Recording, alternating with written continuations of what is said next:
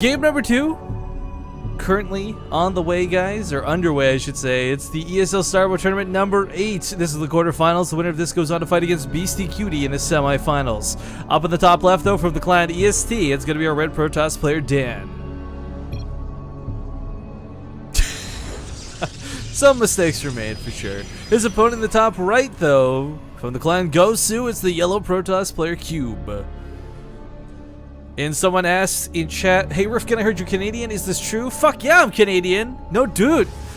Over on the west coast, best coast, British Columbia.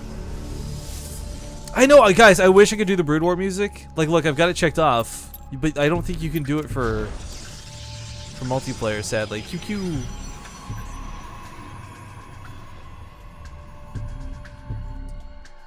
Anyways, for Dan and Cube, game number 1 was a bit odd, to say the least. It's not your typical Protoss versus Protoss, and it's not the same as it normally is in StarCraft 2.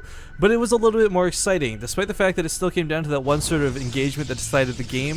One thing that's cool is we got to see Storm versus Storm. Unfortunately, the Storms are not color indicated, so you don't know whose Storm is whose.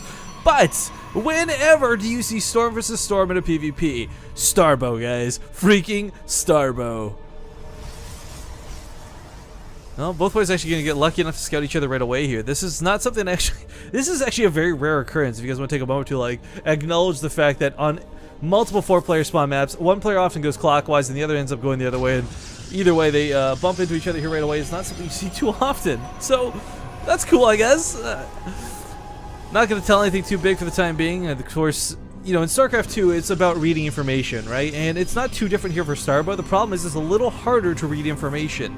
Like in StarCraft 2, if you see 2 simulators down, you know it's going to be higher tech. If you see it's 2 and 2 on gas, then you know it's the expansion move. If it's only 1 gas, then you know they're not going to go for anything like a Stargate too quick. But in STARBOW, with only 1 gas available to you, it's a little bit harder to get that done, which makes scouting later on even more important.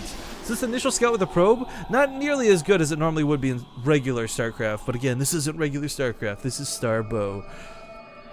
3 Zealots on the way, though. Really lickety split here out of Cube. I should have been keeping an eye on that. Chrono boosting like mad to get those bad boys out. Dan, unfortunately, on 1 gateway of production with 1 Dragoon. He's not going to be able to hold this. He could technically kite the Zealots all day, but they're going to say, screw the Dragoon. I'm going straight to the mineral line. And if he goes to the mineral line, that's going to be no ace bueno.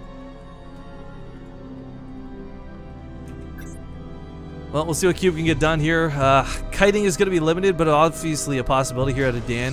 We do have a follow-up of more Zealots, as well as an eventual Dragoon probably coming out of Cube. Of course, he's got to get Cybercore down first, but for the time being, putting on a lot of pressure here.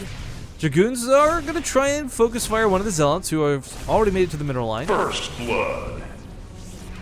So probes are going to die, sadly, and so will the Zealots. But the Zealots are going to take out a lot with them, and I'm wondering if this will be more than enough damage. A nice, actually, Dan's got some pretty good control. I can prop somebody just did that little move with the probes. Gets the weak ones alive and keeps a couple of these Zealots back. But Dragoons, again, as stated before, they've got some good damage associated with them. They've got range, but it's not like they can kill the Zealots before the Zealots get damage done. Even this one Dragoon could be in danger. That's a stop to shoot, of course. So down to 11 health, doing what it can. This is not looking good for poor Danny boy here. 3 Dragoons out now, but still kiting around with these probes. Down to 10 workers. This is something that he obviously didn't see coming too early. I mean, the 2 gateways, again, is not too telling, but if you chrono out 3 Zealots like that, surprise, surprise, at 100% build rate, you can kind of hide those just a little bit. But Singularity Charge is on the way here for Cube. He's ready for a response. Dan, I believe, already has Singularity Charge finished. Yes, he does. Fighting uphill is going to be an advantage as well. I talked about this a little bit in the previous series, but we didn't get to see it in action. If you shoot uphill in STARBOW, guys, there's a 50% chance to miss. So you will see 3v3, Cube should win this fight. Dan has to work his way up the ramp. He can't shoot from the bottom. He has to fight from the top. And unfortunately, as we see, no damage being dealt. That's because he missed. Now it'll be cool. I don't know if the STARBOW. I'm gonna message one of the developers one of these times and ask if they could put like a little, like a flavor text or something. That'd be really cool to see, but probably impossible with StarCraft 2. I don't know if the engine would support it. But 4 Dragoons to 3. Dan has got to be on the run. Not quite able to sustain this fight. Takes his opponent down to 3, but it's still 3-2. The lead in the favor of Cube. Running back to his base. Does he have any reinforcements on the way? Oh! Cube gets stuck on this stupid shard of ice and is forced to give up a large part of the pursuit. Dan, however, unless he pulls some probes to hold position on this ramp, won't be able to keep Cube from advancing up it. One of these Dragoons is so low, Cube can just brute force his way to the top of the ramp, kill the one Dragoon, and walk past to lose that sort of downhill disadvantage. As we see, he's purposely moved up to the top as much as he can. Still fighting on the ramp, though, so shooting up, either way, is still going to take this fight. Probes have been pulled, but for Dan, he's already lacking in the probe count to begin with. Having to pull probes like this is really unfortunate, and I think this is going to be Cube's game, guys. He's going to kill quite a few probes before he goes down. Will eventually get cleaned up by the looks of it, but still, Dan has lost upwards of 15 workers so far this game. And that number's not quite done yet. Cube, meanwhile, expanding while this is going on. Dan operating off a very low gateway count. Every step of the way, Cube seems to be just a little bit further ahead of his opponent because the Robo's on the way now, too. Looks like Dan finally cleans this up, but not in a comfortable position is he at all in this game. And you gotta remember, guys, while this game is scary and while this series is like tough to get through, the winner of this goes on to fight against BaseTTV in the semifinals. So no one is going to be a particularly happy win or lose this series. But fingers are crossed, people can power through and maybe get some upsets here today. Small shout out to JoeCast, by the way. I clicked on that link earlier to look at it later, but now that we got some downside in the game, I tapped out to look at his computer setup. 3 monitors. The left one looks the most handsome, if I'm going to be completely honest, but I'm pretty jealous of that setup, dude. That looks pretty cool. I wish I had a desk like that. For those who don't know, I don't have a desk. I have a door that's propped up on 2 sort of like cabinet things. So the irritating thing is it's not at a very appropriate height for most chairs. So you have to like really finagle. But the DX Racer chair that I got recently, this actually, you can adjust it so it fits in perfectly. So for the first time in almost 7 years, I have a chair that actually accommodates the desk, quote unquote, that I sit at. Dan gonna go for some Dark Templar too while this is happening. This is, I don't know, there's kind of that mentality, the adage, like win behind Dark Shrine. Well, you can't do that in STARBOW because they all come from the Templar archives, but still, nonetheless, might be a way to get back into this game.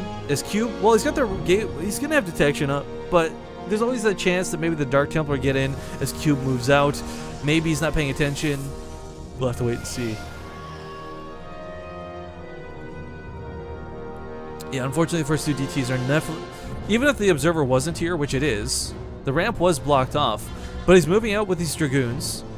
Dark Templar is going to get to the base, and the Observer is so far gone that this is going to guarantee some worker kills, but guaranteeing worker kills might not cut it. Dan sees the army coming his way. He's got to be a little bit scared right now.